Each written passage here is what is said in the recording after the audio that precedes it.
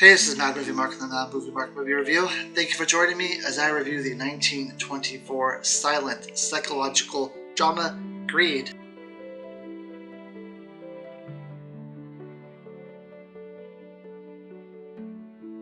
Whoa, hold on a second.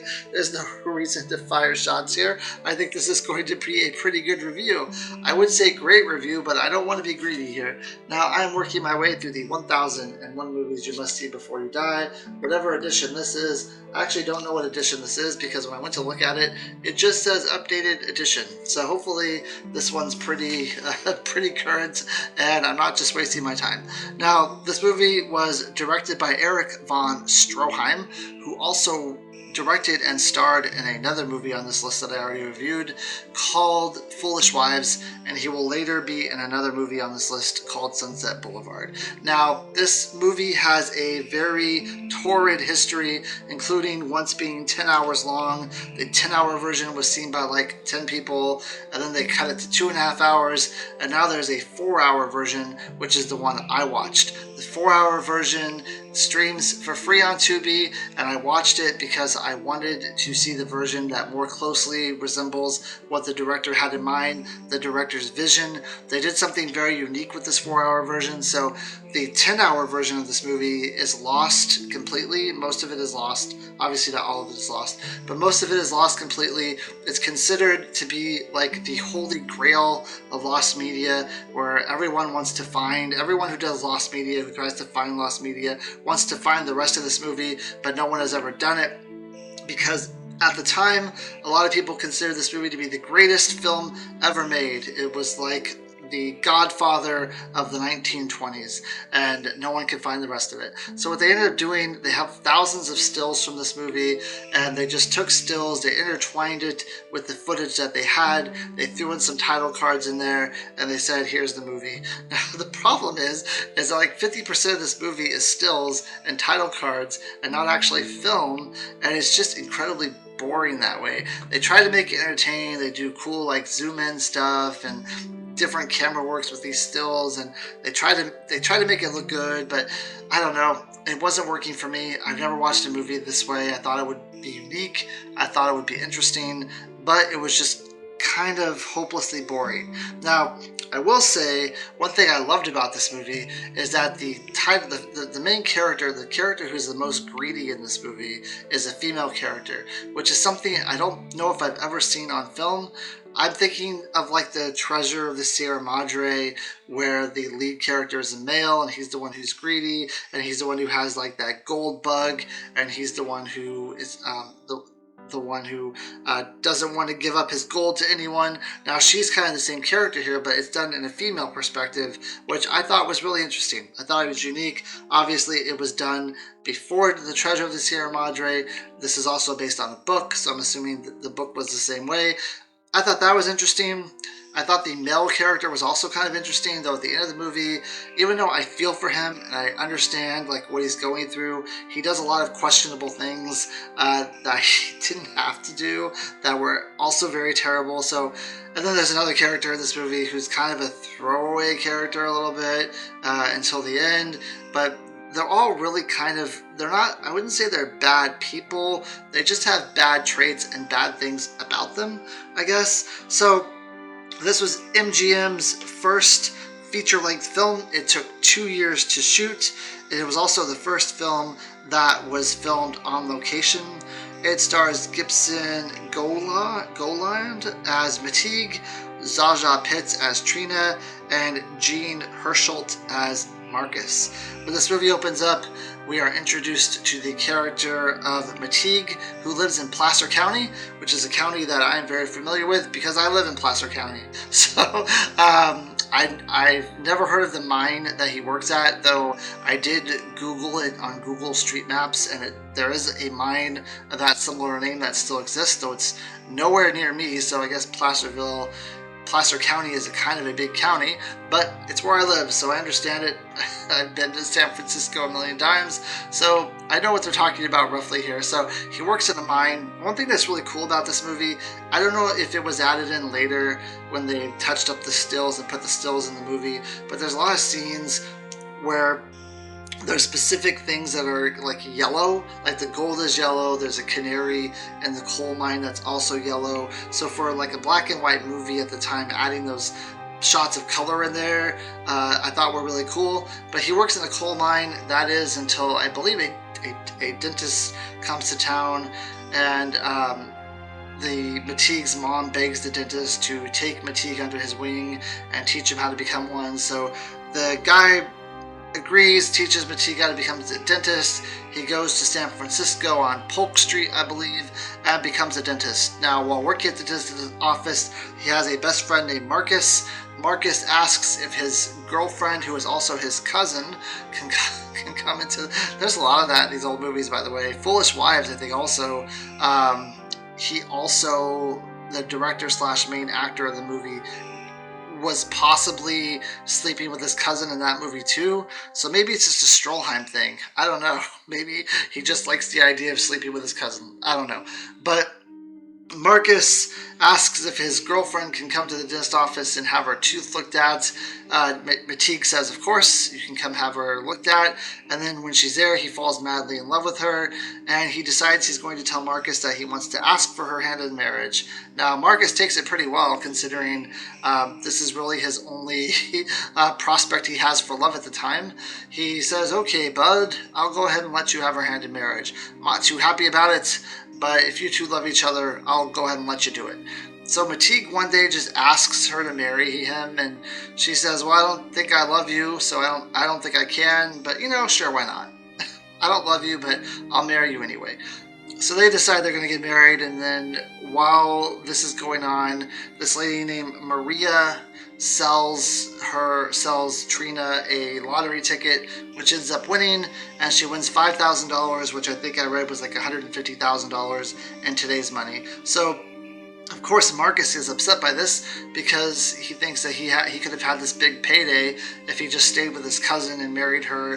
He could be rich. He could be the richest miser in all of town. Now, Mateig is the lucky son of a gun who gets to keep this money, or does he? That's the question. Not really. So Mateig and Trina get married, and they ask him about, like, oh, you're going to be this rich guy now. He says, well, it's not really my money. It wasn't my ticket. It's her money. Even though they're married, he has like this gosh golly, like it's not my money type of thing going on. So they end up living in poverty because Trina refuses to spend this money. She refuses to do anything with it. She says she has to save it, though she never says why she's saving it. She never gives any details as to what she plans to do with it. She just tells Mateig that they cannot spend the money, that they have to make their money in another way, and she is going to save it. So he basically makes all the money with his dental office, and they don't make that much money. So they live a very modest life. Mateig is a bit of a alcoholic. He goes to the bar a lot, and he spends a lot of his money on alcohol. And so one day Marcus decides he's going to leave. He's going to become a cattle rancher because he has this great prospect, this great job opportunity that he's going to take up, and that way he won't have to be near Trina and Mateig anymore to constantly be reminded of the love of his cousin that got away. Still can't get over that. I'm never gonna get over that.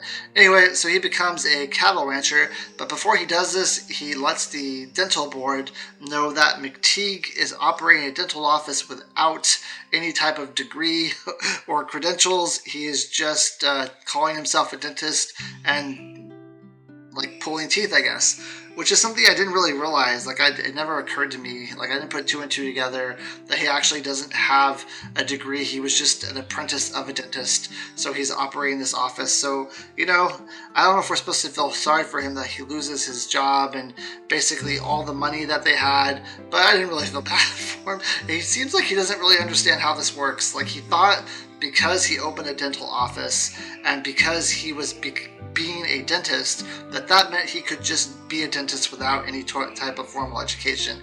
He's not really the sharpest tool in the shed in this movie, is what I have to say. So he ends up losing his job, and they fall even more into poverty, and he starts becoming hungry, and he can't drink anymore, and he begs his wife for money, and she tells him no.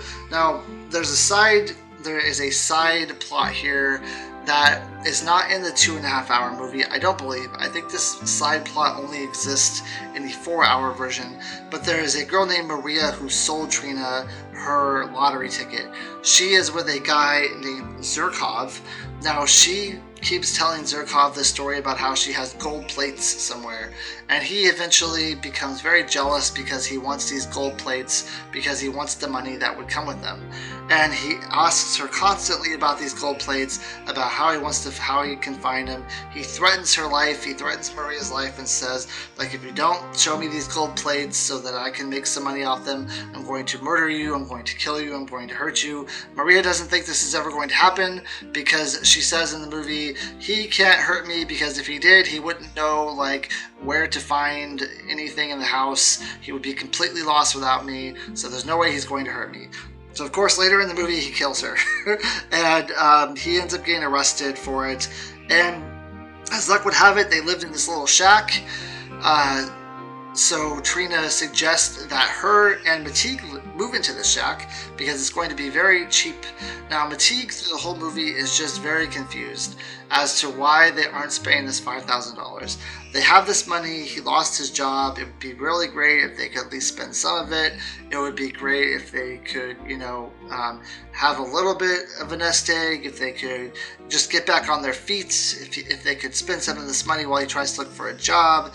And she is just steadfast, we're going to live in poverty because I do not want to spend this money. At some point she even like sleeps with the money, like in her bed, because she's so obsessed with it. Now he eventually starts biting her fingers because he realized that if he bites her fingers, she will give him some money. So he starts biting her fingers until later on in the movie, she actually has to have them amputated because they get infected. So eventually, a lot of this comes to a boil, and Mateek says he's going to go fishing and then just never comes home because he decides he's going to leave Trina.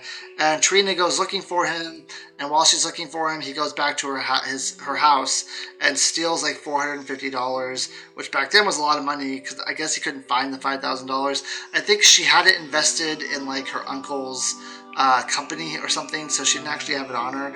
So he steals $450, and it seems like he spends it in like a week or something because like very quickly he's back at the shack begging Trina for money because he can't afford food. He says, I haven't eaten in a day and a half. And she says, well, what about that $450 that I gave you? And he's like, I spent it. I'm assuming he spent it on alcohol because he drinks constantly, but that would have to be, he's spending like $5 for each alcohol drink. It's just a ton of alcohol. I don't know what he spent it on. Like, they don't actually tell you what he spent it on. Not that I could tell, at least. But he spent it on something because he's out of money.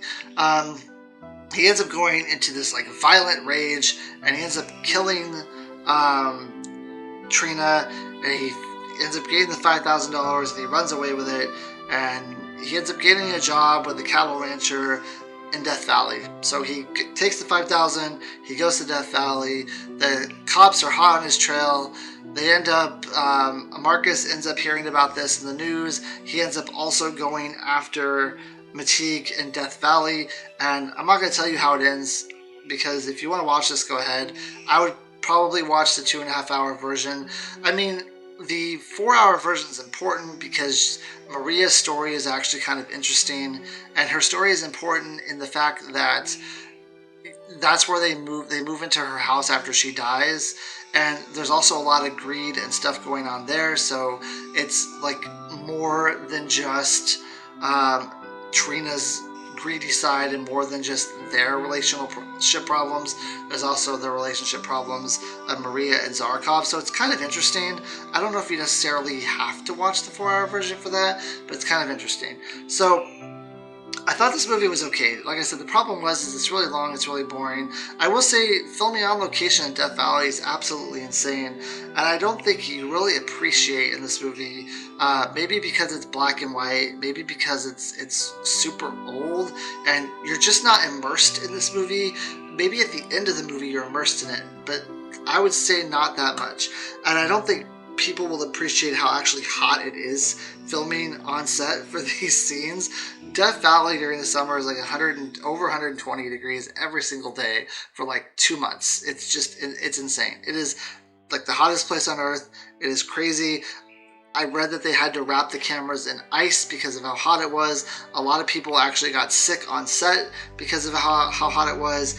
The guy, Jean Herschelt, who played Marcus, he lost like 20 pounds in the heat because he sweated it off.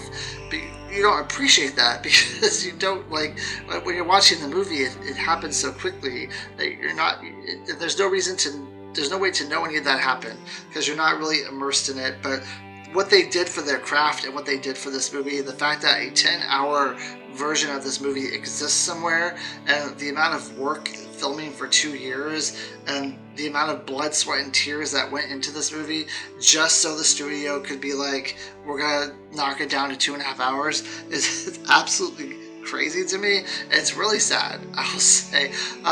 It's tragic. But at the end of the day, the acting is okay in this movie. It's not great. I will say that Zuzu Pitts was probably the best in this movie. Gibson Crowland was okay at times, but he's really just a big burly guy who just, he seethes a lot in anger. But there's, I don't know, I feel like the acting chops wasn't really there. He's just seething a lot and being angry a lot, and the dialogue they wrote for him on the cards was better than his acting. I will say, like, I was endeared by these characters because of what I was reading on screen and not necessarily what they were doing on screen, except for Zuzu Pitts. I thought she did a really good job as far as acting goes. But I don't know, this movie's not for me. It's just, it's so long. I kind of wish I had watched a 2-hour version, but then again I don't, because I feel like I would have lost some context here. But it's 7.5 out of 10 for me. I appreciate that they filmed this on completely, like, on scene in Death Valley in Placer County. The first movie to ever do that. It's really crazy. That is absolutely amazing. MGM's first full-length film, also really great. The amount of hours, the amount of dedication they put into this film, I don't think that we can look past that. It is crazy what they did for this. I wish that the 10-hour version existed, because it might actually be like the opus. It might actually be like the Godfather of that time period, and we just completely lost it. But that goes, I mean, 70% of all, like, silent films are gone. It's all lost to history. So there might have been a dozen Godfathers during that time, and they're just completely gone. But anyway, it's a 7.5 out of 10.